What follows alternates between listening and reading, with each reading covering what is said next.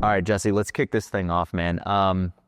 Give us a little bit of background about who you are, what your experience has been in this like health world, Yep.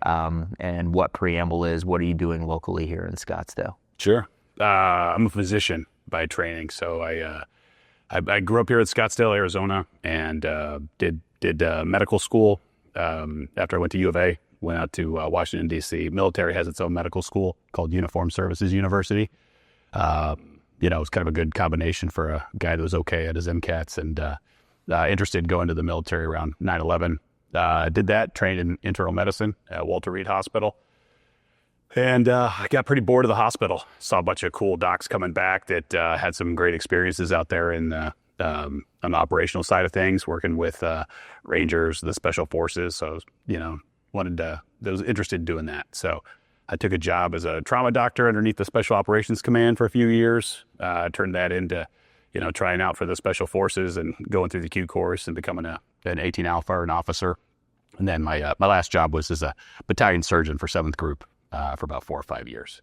And then just you can see the natural progression there. There's a lot of performance stuff that we have to do. Also dudes who've been at war for 10, 15 years at that time, who've been blown up a few times, starting to have some kind of early chronic disease, a lot of mental health issues. And so you start to get into that prevention, early chronic disease reversal. My time with the military was up, so I came back to Scottsdale where I'm from and just started working at a big box hospital and really hated that, man. So lasted there for about a few weeks before I started, plotting my escape. And that's where I kind of came up with the idea for Preamble, which is really just bringing that brand of medicine that I was doing back with the Special Forces that was also getting pretty popular. Folks like Peter Attia and Huberman pushing the way people think. And so it seemed kind of like a natural transition. So started Preamble in Scottsdale right around that time. Yeah. So what is, I know this, but what is Preamble? What are you guys doing? What are you guys focused on? And how are you guys different than just any old clinic that we might find here in Scottsdale? Yeah, for sure. Preamble is a prevention and performance focused medical clinic. We throw around this term medicine 3.0, and I know we'll get into that. But basically, how does a healthy person think about their health and what should they be doing to avoid engaging in the traditional medical system, which is really just designed to be there when you're sick or injured, right? So great in a car crash, great with a heart attack. But how should you be thinking about your health? What should you be doing to stay in top shape to, push that as far along your lifespan as possible? Awesome. So let's get into framework piece number 1, and let's just identify what the heck this medicine 3.0 thing is. Because sure. It's I think a lot of people have heard it, but they've never actually dug in and understood. It's kind of a silly term. What sits inside of that for you guys specifically? Well, yeah. I mean, we use the term medicine 3.0. It's not my favorite. It's been popularized by Peter Attia. What I love about it is it just kind of clears people's mind. They go, oh, it's something new. Like, what is this? And then you've got this reference back to medicine 2.0, which is kind of what we're dealing with now. Medicine 3.0 looks a little bit more on the individual level as opposed to medicine 2.0, which is really just kind of well-designed population medicine. So what's the cheapest lab test I can use on 300 million people to diagnose diabetes? Great. I mean, it's super useful, but how does that work on the individual level? So being able to leverage all the cool technology that we have now that's coming down in cost to be able to apply some of this individual testing, more advanced testing to somebody so that they can know their own risks. And then how do you think about this as from a prevention standpoint, as opposed to somebody comes into my clinic in a medicine 2.0 office, I run a bunch of tests on them to see if they have diabetes, to see if problems are already there. Well, if you step back 20 years, that's when all that stuff starts, right? So how do you find the nuances and get into these areas where you can see if somebody's getting wobbly on their blood sugar control and start to implement the right things, which don't have to be medicines at that point. Really, it's really just good lifestyle medicine. So that component of it, that being able to integrate the technology aspect of it, advanced testing to understand long-term risk or genetic risk, and then how does lifestyle, being sleep, exercise, nutrition, play in with the medications and supplements, right? And just trying to push that boundary. What is the, I don't think a lot of people have thought about this. Even a lot of people that think about this whole medicine 3.0 model. Can you define medicine 1.0 and medicine 2.0 so we can understand the differences and just call it like the ascent to this idea of medicine 3.0? What's that inside of those two things? Sure. I mean, I think it's pretty interesting, but I mean, you can basically say medicine 1.0 was, everything before the, 1940s, 1950s. So, back to caveman days. But I mean, things were super regional. People used treatments that weren't based on science. There was no, coordinated medical education that kept the quality of medicine the same. All that stuff really started coming around 1940s, 1950s. Into the birth of medicine 2.0. And you have to use, this is when we started developing a little bit more ethics and concentration on research, which is a good thing for sure. But to study a disease or to study if something works in medicine, you need the presence of a disease, right? You can't go do experiments on people and see what happens who don't have a disease. And so it's kind of a victim of its own, origin story, which is that we needed diseases to study so that we could give group A a pill and group B a sugar pill, right? And see which one is better. All the medical curriculum starts to get standardized, developed. The people become, the specialists start to emerge, and the training for them becomes standardized. And so that what you get is this kind of well-oiled machine that acts the same no matter if you're in, California or Florida. And then when you think about where we're at there, we've built this whole system that is designed to work like that. Now, how do you get a little bit more kind of experimental and start understanding how to affect people's health better before a disease or a diagnosis starts? And so this more, this medicine 3.0 is more of a movement in towards the personalization or the personal approach of applying all these principles. This is kind of not a throwaway question, but I'm going to ask you to guess a little bit. Yeah. What is the percentage of doctors in this day and age that have that medicine 3.0 mindset? Like, can you go to a general practitioner and expect like this preventative conversation in today's day and age, or are we still living in a medicine 2.0 world right now? Yeah, just the chances of going to a doctor that was assigned to you by your insurance company, pretty low. Why is that? Why do you think that to be? Because you were one of those doctors at one point, right? Yeah. The military was a little bit different. Yeah, we apparently had some health insurance, but it was never part of the way that we practice medicine. It was a good example of socialized medicine. And when practiced at scale, that's why the VA and military medicine just gets a bad rap in general. But you think about the medicine 2.0 system, so you don't get paid unless you have a disease, unless you have something that I brought you in to check you for disease A, B, and C, and then I gave you this medicine for the disease that you have.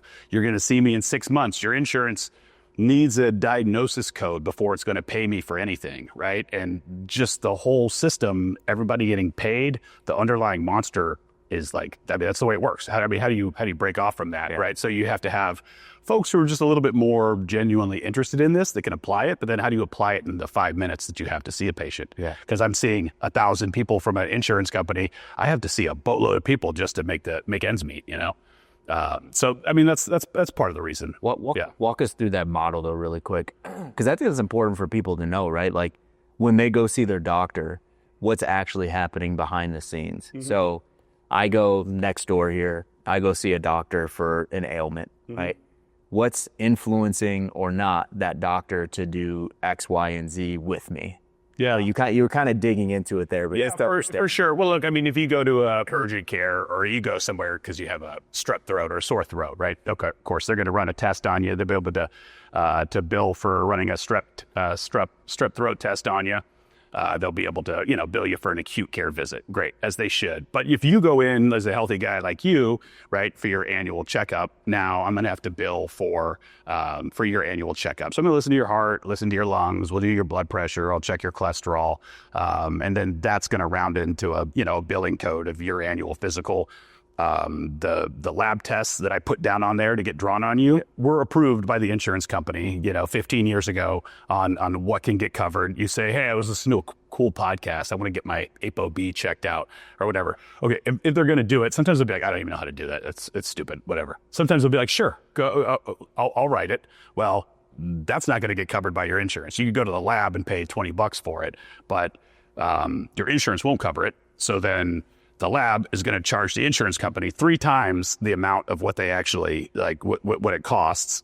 Your insurance company won't cover it, and then you're going to get a bill for these lab tests that you wanted to get done, right? So the whole system is just kind of skewed to not be able to do this, you know? Yep. So that's the experience that we would expect in this old model. For sure. Walk us through really quick in this medicine 3.0. Who cares? Let's stop using the term medicine. No, I'd love to even because the medicine 3.0 category itself. I mean, it comes under that whole longevity umbrella, and it's huge. And and that incorporates all the red light and all the IV drips and the cold plunges and all these 3,000 pretty pleasant therapies that you can do on that. And I think that gets makes the waters way more muddy when we're talking about what we do. And that's why I don't necessarily think it applies, right? Because we're talking about these key core principles within your life, and to get mixed with the guys that are putting pomegranate juice up their butt. We need to, there's a different term for it. It's really just good, lifestyle medicine. And we've even toyed around with medicine 2.5.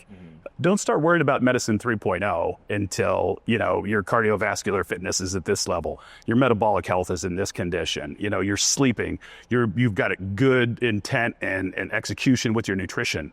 Then we can get into methylene blue and cold plunges to get those last few more set. But so it's it can also be a midlife crisis, now I want to live forever in medicine 3.0. Well, it's all right, but also you have pre-diabetes. So let's focus on that.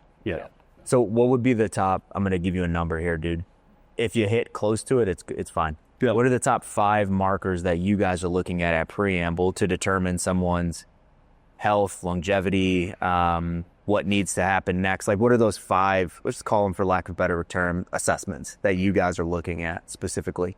Well, the modern plague is insulin resistance or, just early onset kind of metabolic disease. So looking at somebody's fasting insulin, pairing that with their continuous glucose monitor gives you a pretty damn good idea of where they sit as far as that goes. Putting somebody on a treadmill and getting a VO2. So just real quick on that. What does that, what would the person experience specifically that you're trying to understand those things where you're looking at food diaries, glucose monitoring? Yep. I come in, what am I experiencing? Oh yeah. Okay. So, I mean, getting blood panel drawn, at home or in the lab, takes a few days for that to come back. Putting a continuous glucose monitor on you, having you, log your food in an app, right? Getting as close to the macros as you can. Tracking your sleep while you're doing this as well. And then you're wearing it for 14 days, right? You're seeing it go up and down. You're pairing that with the food that you're eating. You're seeing how your blood sugar is reacting at night. You see if those pair with wake-ups. And at the end of it, you can kind of put together some of these patterns, right? I can see the things. I can see that when I turn into, little piggy fat boy and start snacking at 4 or 5 p.m., cleaning up the kids' plates, that blood sugar spikes up to 140 or 150 and stays there until I go to bed. Yeah. You're like, well, I kind of knew I was being a piece of crap before, but this is great. Objective data. I know somebody's going to see this. Things that you were eating because you thought they were healthy and got them at Trader Joe's or sending your blood sugar up to 160 and you're like, oh shit, I wasn't trying for that, So these types of insights that you get, people really learn most of this on their own. You can show it to them afterwards, but they're only going to get it if they learn it while they're kind of doing it. Okay, so step 1 would be that. So marker 1 or assessment 1, understanding what's happening with someone's blood sugar, comparing that to their daily habits, their sleep patterns, so on. Yeah, some of their lab work to basically see, okay, is it easy? Some people you can draw their blood and go, okay, this guy looks like he's probably got pre-diabetes. Yeah. But for the most of us, we're behind that line, But how far behind that line? We don't really necessarily know. So understanding what their fasting insulin is pretty cool, right? I mean, the lab will tell you it's only abnormal if it's over 25. That's but you should be below 6. Yeah. fasting insulin, right? And even that's not like 100%, but it's pretty damn good at telling us, all right, like, yeah, I can tell this person doesn't have any visceral fat. Their blood sugar is pretty stable. A1C is good. Their fasting insulin's nice and low. They tell me they're eating pretty well. I believe them. Like, this guy's metabolic health is in good condition. Great. But, their A1C is also normal. Their average blood sugar looks more like 118, 119, gets wobbly throughout the day. They've got a little bit extra visceral fat. Then you go, okay, well, like, you wouldn't be given a traditional diagnosis of any of this stuff, but you're wobbly in this area. And like, this needs to get pushed back because this in 5 years becomes prediabetes, right? Yeah.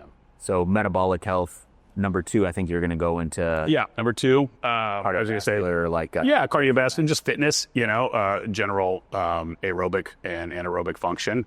There's just a lot to be learned there. You can't fake those tests. And so you can tell if somebody's been taking care of themselves and working out regularly. You can usually guess, you could probably not tell me what type of exercise they do.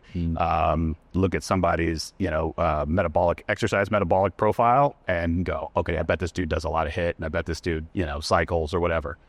But I mean, that's just a huge component. How well does that body work? Because the people that come to us want to be badasses when they're 70 and 80, but they also have to be a badass now if they want to get that, right? So how far off are they, or are they there? That's an important one. What are you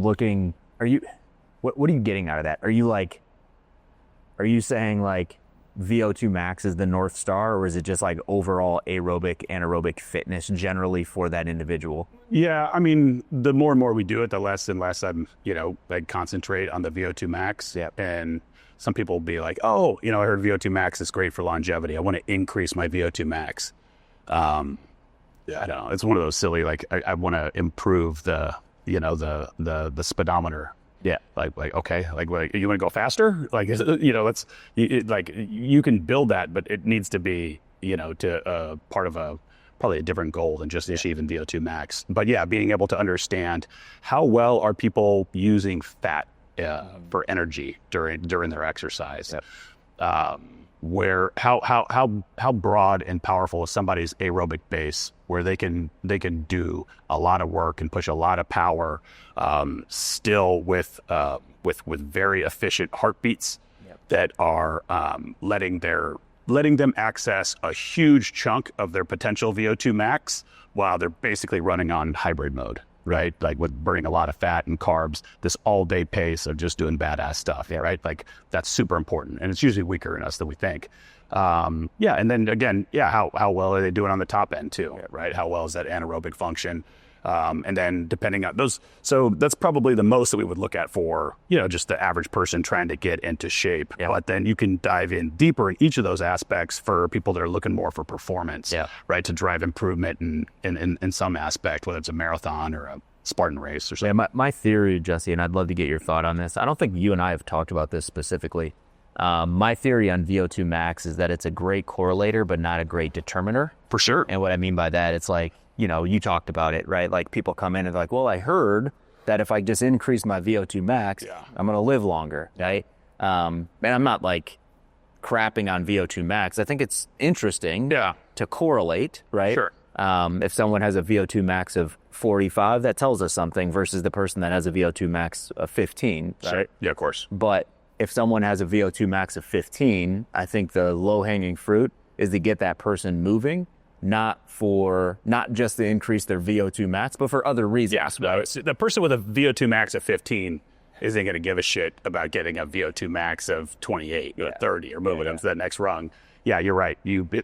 That was a red flag, and now we address the problem. Yeah, we don't make the shadows on the wall look different. Yeah. And then we have our high performers, and I know you guys work with a decent amount of these folks at Preamble as well. And we have a couple in here where their North Star is improvement in VO2 max, but they're high performers in life. They're not actually athletes.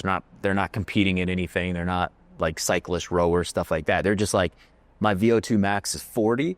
I need to get it to 70, right? And that's where that's where this like diminishing returns conversation comes into play for me, because it's like, well, we just sat down and talked for 30 minutes and your North Star is to feel good for as long as you possibly can, right? Like, we'll just call it longevity, right? And it's like, okay, we have to understand that improving or increasing VO2 max to a level of like 70, being a little bit hyperbolic, but up to 70, that absolutely has diminishing returns because of what you'll have to do to get there. Oh yeah, right. Like less ventricular hypertrophy, and you know, there's a bunch of stuff that actually brings us closer to sickness, even though our VO2 max is increasing. Yeah, which I don't think a lot of people have wrapped their heads around, because they're just like, well, I heard on this podcast that the higher my VO2 max is, the less likely I am to die early. And it's like, yeah, but up until a point, right? Yeah. So I'm just having a decent amount of those conversations with those high performers, where I'm like, dude, stop worrying about your VO2. Like, you're fine. Like you're at a 50. Yeah, that's right. You're great. Unless you need it to, you know, because you're a performer, right? Or you're trying to drive performance, and then you look at these things within the VO2 max to adjust the training to, you know, hopefully improve those metrics. But the only reason we want to improve those is because it translates into performance. Yeah. Right. So, you know, if we have this concept that, yeah, we want to raise your threshold, you know, power, then because, you know, you can now ride a race just as long at you know, and go at a higher speed, then that's how we use those metrics. But in themselves, yeah, they don't mean shit. Yeah. Where is that for you, man? Like, where's the end point? How far can you go into performance before you start making yourself sicker? Does that make sense? Like, oh yeah. So in here, right? It's like, I look at that barbell and I'm like, okay, if I'm squatting 350, 400 pounds, that's pretty impressive. Am I going to be healthier if I squat 500? Or if I look at those bikes back there and I'm like, you know, I can, you know, accumulate 400 calories in 10 minutes, right? It's like, am I going to be healthier if I can accumulate 1,000, right? Like, obviously not, right? It's like, there has to be some intersection or endpoint of like performance where it's like, bro, just stop. Like, you're fit enough, you're actually going to make yourself sick. And then we'll start seeing some degradation in hormone health, right? Testosterone now starts to go down. Yeah, when it butts up against your recovery. And you get out on that extreme. So I want to get your take on this. So I think that the goal should not be performance ever with someone that's like, I want to feel good, and I want to move well for as long as I possibly can. What are your thoughts on that? Yeah, I look, you're right. If you're not a performer, you're not driven by trying to get higher up on the podium. You're trying to live well. Look, I think the goal is to get to a place where you know how your body works. You know what it takes to keep you fit in all these areas that you need to be fit in. You know how much rest you need. You know what you should be eating, and you can take care of your sleep, like without everything, you know, stapled to you or stuck in your skin, right? Because it gives a lot of people extra stuff to really perseverate on and kind of drive themselves a little bit crazy. And then, you know, you're flirting with these pathologies, and, you know, the same people that use that type of energy to just drink every day or go down one path, right? You know, they're just dry drunks with exercise. And sometimes we just end up doing ourselves a disservice by making people fixate on these numbers and things like that, where the goal is, these things are guideposts, and they're there to kind of like help us read between the lines and see the bigger picture. But that's where you want to go. So I agree with you 100%. A lot of this stuff, and you got to be careful with how many of these numbers you use and why you use them, and how you do it. But eventually it should be more of a kind of intuitive feel. Yeah, so I agree with you. And which is really cool. What you guys are doing is really cool, because it gives us objective insights into when we might be hitting that intersection of, I'm going too much in this performance route. Yeah. For instance, like, in the past, in like our world, right? In like the performance, I used to be really deep in the performance world, but let's call it like fitness culture world. Yeah. Like, performance was the arbiter, because it was so easy. It's like, we're going to do this 1RM, we're going to do this time trial, we're going to do this. And it's like, that's going to be the arbiter of if we're getting better. And now better means something different to so many people. A lot of people now are just like, better to me is, I want to feel better, and I want to do this for as long as I possibly can. And then so many of us on this like fitness side, we still have that old mindset of like, Well, are you lifting more? Well, are you going faster? Because it's an objective measure, right? So it's like we can go down a very slippery slope because we can make people really, really sick, really pushing the envelope. And you see it, I'll just pick one example. You see it in a lot of women, like women athletes, where it's like, I haven't had my cycle in 6 years. It's like, well, why? Well, because I'm 8% body fat and I've just been focusing on performance the last 10 years, right? Yeah. And we saw it with the CrossFit experience, just being really deep in that world for many years. So what you guys are doing, though, is you guys are looking deeper, right? So it's like that stuff is going to show. Who cares about this stuff? It's going to show in your blood. You can't hide from that. Yep. It's going to show in like your true metabolic testing, where it's like, hey man, you've trained yourself to be a sugar burner, right? So little things like that. So that's why I appreciate your guys' approach. And when I went through what you guys were doing, just feeling like, man, like you're starting here, you're going there. It's kind of getting to the performance thing, but then you have like this thing to kind of keep you honest, or those guide rails on the side. So number one, metabolic health. Number two, aerobic, anaerobic testing. What's number three? You know, a good body composition analysis, right? DEXA scans are pretty sweet for that. You don't need too much information, right? You just need some core information. And so, you know, especially looking out for the entire individual, knowing their bone density is pretty important. Now you get a bunch of, 30, 40-year-old, 50-year-old guys who've been lifting weights all their life. It gets kind of boring. Most of their bones are pretty dense. Every once in a while you find one like, dude has been lifting forever and kind of has a weird issue with his bone density. That was pretty nice like catch for that. And then it just becomes a much more prevalent issue on the women's side of things, especially as you're getting older. So super important to know there, because, I know heart disease is the number one killer of women, but, working in the hospitals, and you just see so many ladies that outlive their husbands, right? They just live longer than us, and, their hearts don't kill them. But they become prisoners in their own body, because of hip fractures or falls and things like that. And that's like that huge decline in the health span, where you're like, okay, well, that's basically like the equivalent of the heart attack in the 6-year-old dude that I'm trying to prevent in women. So get a good idea of that from there. Muscle mass, again, which is great to understand. Good for red flags, seeing if somebody is just like totally under muscled. Like, all right, we gotta change this. But otherwise, I guess it does correlate with strength for sure, and then thus longevity. But those dudes that are living in badasses when they're 85, 95, those guys are always kind of probably like the wiry, strong dudes anyways, So it's more strength. But again, super good to know. Body fat is good to understand, you're in this, wobbly area of insulin resistance. And if the plan works well, that comes down to people like looking better in their bathing suits. And then the visceral fat, is pretty good to glean off that. Every once in a while you pick up weird asymmetries between the left and the right, that maybe lead you down a road of why somebody's getting injured. But that's another big kind of like key piece into a honest report card on your health. Yeah. So on the body comp piece, I think the bone mineral density that's so beneficial. But to your point, it's like, there's a population in which you're not really going to see that as an issue. So in that population where you're not seeing that as an issue, what's the first thing that you're looking at? When you take someone through a DEXA, and it's like you have like this generally healthy person in front of you, and they're just like, dude, I want to be, I want to prevent, I want to optimize, I want to feel good. Like, I know you're looking at everything, Jesse, but what is that first thing that your eyes go to for most people? Let's say male and then female.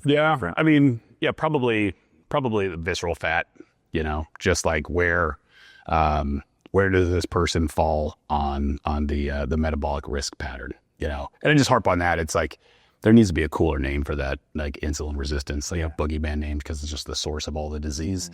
But you look at that and you go, okay, like somebody's got really low visceral fat, like, chances are everything else is going to look okay. But like, okay, that's where we're at. So we need to really take it from that lens. Other than that, the bone density, then the muscle mass, and then, the body fat percentage is usually kind of reflected in there somewhere. What's a What's a danger zone generally for visceral fat? So depends on how you measure it. We'll usually do it by the area because it's just simpler to categorize. Anything greater than 100 centimeters cubed is where that risk starts to increase. Just get more inflammation. You're putting on fat inside the abdomen around the organs. That's how it gets in the liver. It's how it gets in the pancreas. It causes all this extra inflammation. Yep. It's just bad news in general. Yeah. So. Yeah, but when you see that number over 100 centimeters cubed, what are your like top 2 or 3 go-to questions if that person isn't over fat generally? If they're over fat generally, I think we could just assume like you're just carrying way too much fat. Maybe we're, dealing with some insulin resistance or risk of insulin resistance, and you just have a ton of visceral fat. But I know I've seen a decent amount of people that are not overly fat, but they have high amounts of relative visceral fat. Like what are your top few questions with those folks? Is it more lifestyle focused? Yeah, it's more lifestyle focused. And I guess there's some, picking up some extra visceral fat like that could come from, some, abnormalities inside the abdomen, like an extra fatty liver. But yeah, diet, a lot of it will come down to diet, and their exercise stuff. It's mainly alcohol is a big one too. Yeah. Okay. So yeah, lifestyle stuff for the most. What do we have now? Metabolic health. Yeah, we five of the top things that we'll look at for these. Okay, so I guess blood work, and of course you can kind of go all over with that, but specifically into the hormones. Yep. I would think if we're given like a now report card on somebody, we can get into how we look at the risk of somebody long term, but their hormones are going to play a big role into that, especially since a lot of our patients are 40, 50, 60 years old, right when God starts playing this cruel joke and turning down the thermostat on our hormones. That's a huge, it's a simple place to make a huge impact on people, just the way they feel, the general quality of life, but also, the results that they get from doing the exercise that they're frustrated on, Cool. That's 4. Do you have a 5th? What about metabolism? Anything? I know we talked about metabolic health. I think so. Function? I think it plays well in there. So even just from a resting metabolic test, you can see, you can measure somebody's resting metabolic rate, and you can compare it to their like calculated or the one that you would estimate based on their height and weight and gender. And you can see if this person is a calorie burning machine. This guy's body's just ready to go. He's burning like 300 more calories than you think he would. He just needs to be fed, and things are going well. Versus the person who's I've been trying to lose weight for 10 years. I've been intermittent fasting since then, and their measured resting metabolic rate is like 300 calories below what you would expect it. Their body's in like starvation mode. Yeah, it's like, and so good data also to show somebody that doesn't believe you quite like right away when you tell them that they probably need to eat more to get the results that they want, right? You go, boom, that's there. And then being able to measure the difference in the gas content there, you can see how well people are burning or using fat for their baseline energy while they're resting and while they're fasted, because it should be really good. Like you should be using mainly fat for that stuff. And then you just see, like everybody's just, there are some folks that are just burning carbs when they're sitting there at rest, and you go, okay, well, we need to change that. We need to improve that metabolic flexibility. We can all burn carbs at that high end. But if we need to be burning fat when we're just sitting around. Yep. And then a couple bonus, I know that you guys do strength as well as movement as well. Yep. Strength and movement. Again, important. We're going to get into the plan and understand what we need to do so you can keep doing this for a long time, right? Just not getting injured.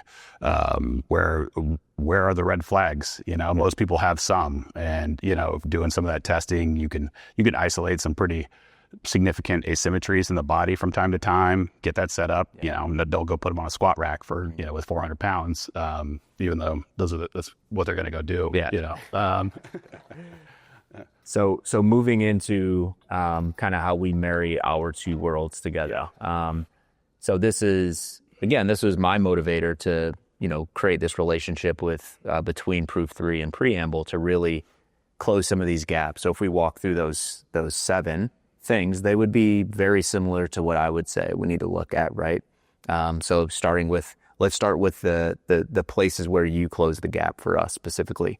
So metabolic health, right? Metabolic rates,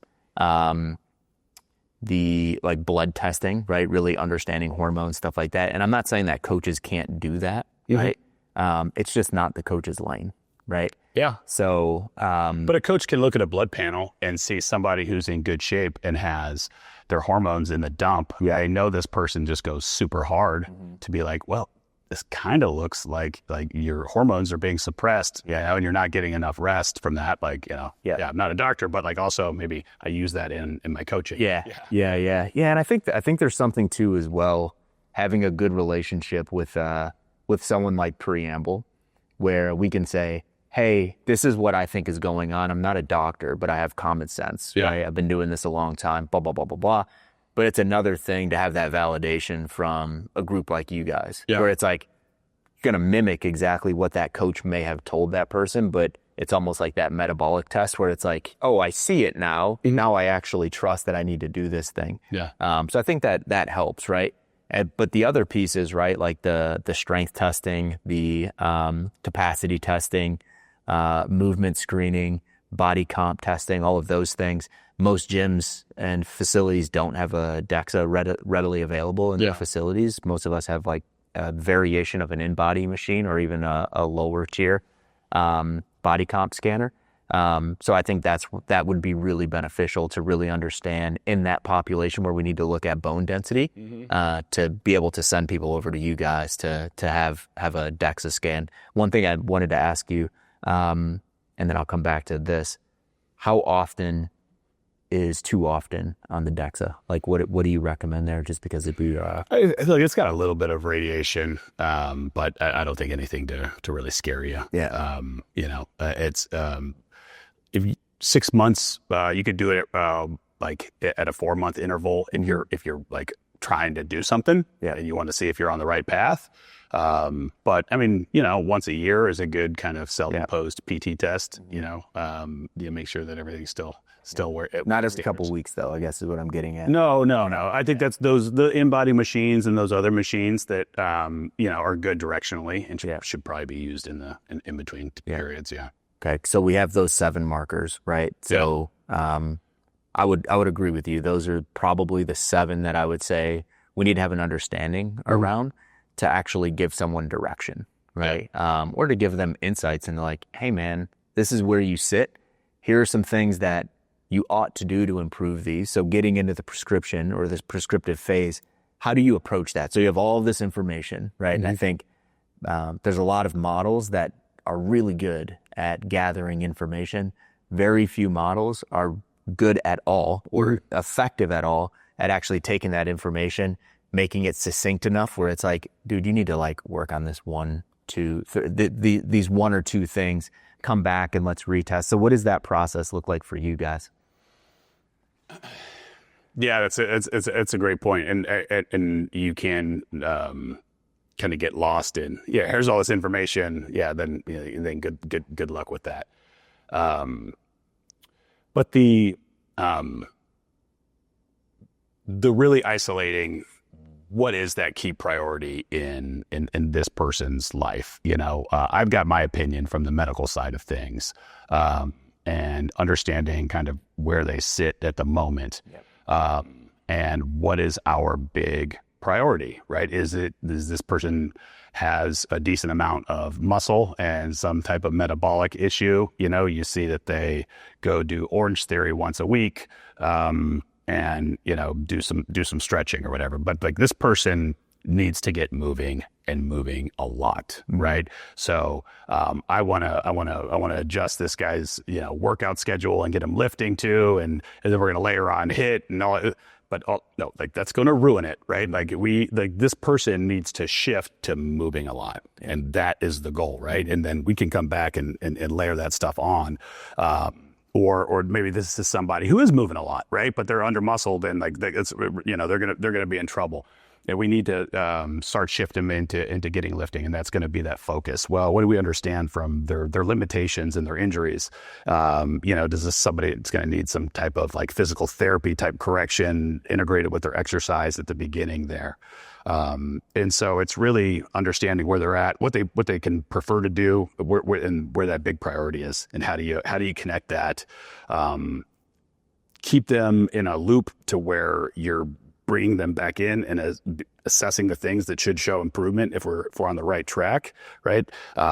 Which is usually pretty successful, and then that gets that buy-in, and this thing kind of starts to feed itself. Yeah. So let's try to do something that might be difficult. Let's land on like an application, right? So for anyone listening, it's like, okay, you have all of this data. What are principles that, and again, some of these plans or most of these plans need to be individualized to the person, right? Mm-hmm. But we scrape all the data. What are the principles that most people need to be doing, right? So I'm going to lay out a couple. You let me know what you agree with, or let me know what you disagree with, or what you would add to it. Sure. Okay. So I think when we scrape the data and we look at this, we're like, most people will have great results in all of those tests that we've just walked through, or assessments that we walk through, if they lift weights a few times a week, mm-hmm. if they breathe heavy 1 or 2 times a week, and they move every single day. Yeah. If they eat foods that just make them feel better. Yeah. Right. So it's like, we can have people track and so on and so forth, or meal plan them, but it's like, do an assessment before you eat food. Think about, is this going to make me feel more energized or more tired? And if people make the decision, I'm like, oh, I'm going to feel really good after this, mm-hmm. Eat it. Right. So that's the nutrition plan. Not while eating it. Exactly. After eating it. People don't eat too close to bed. Let's call it 3 hours, 2 to 3 hours before bed. People get 7+ hours of sleep. Mm-hmm. People do something in their daily life that is a de-stressor. Another conversation, maybe another. Yeah, for sure. Full podcast, but having a very clear purpose in life. We get that. Yeah, a whole. I was gonna go there, and I'm like, but yeah, like being purposeful or purpose driven, and just being really clear on that, and really understanding what my aim really is, right? Mm-hmm. So people understanding those things, and I would, and we could sprinkle a lot into like the lift stuff and lifting weight stuff and like the aerobics and the type of aerobics that they're doing, and maybe more importantly, the type of aerobics that they're not doing, or anaerobics that they're not doing. But I won't even go that far. So it would be lift weights, mm-hmm. breathe heavy a couple times a week, move every day. So that's more your like base aerobic stuff. Eat food that makes you feel good, not during, but after. Don't eat too close to bed. Get 7+ hours of sleep every single night on a consistent sleep-wake cycle. Yeah. I got to add this one in because it's kind of in the move, but like get outside, get sun. Sure. Right. Oh yeah. Drink water. That's in the, nourishment piece as well.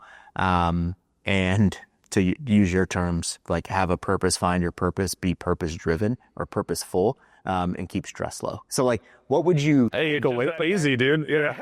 Have you ever tried not doing that? or just, why don't you just do these things? Have you ever tried doing them?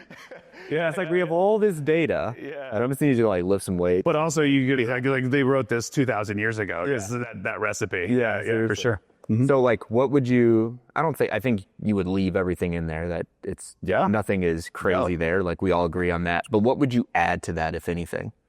That it's like low hanging fruit, where it's like, dude, just get your people to do this, and they'll be a lot better off.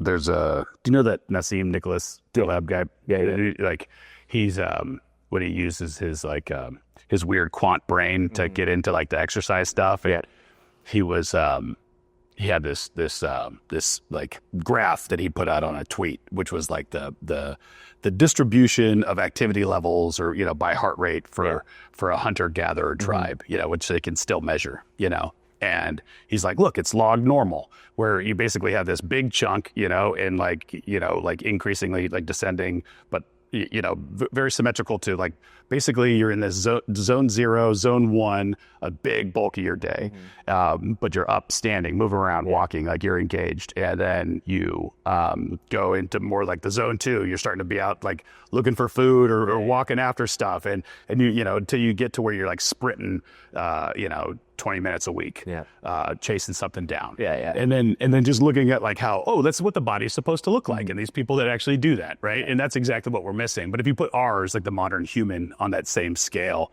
you're even further to the left of like this zone 0. You're like in these negative zones. That's like the biggest chunk. And then we have this other hump at the end, where we should be sprinting for 20 minutes, where we go work out and there's nothing in between.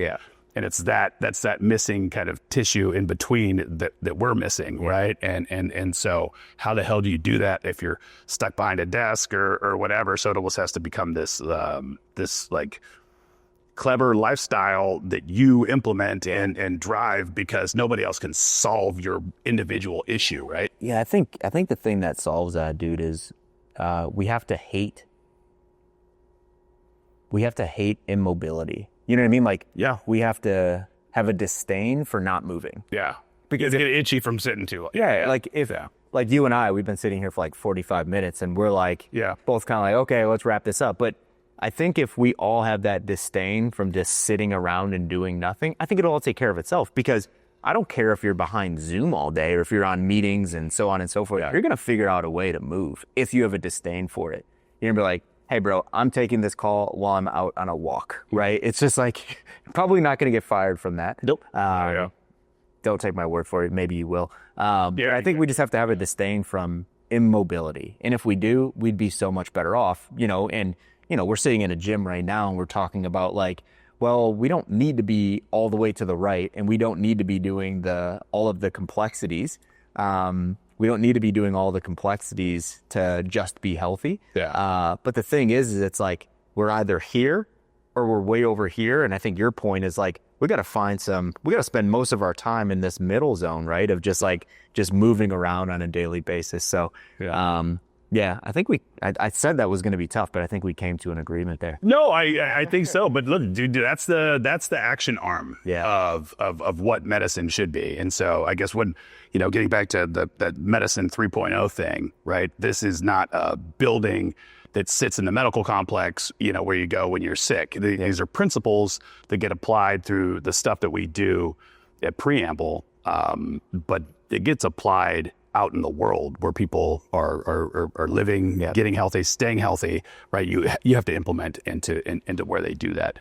And places like this, or in other places that would think about exercise and movement and just how that applies to that person's overall health, right? That's where it gets delivered. And so that's why I think this is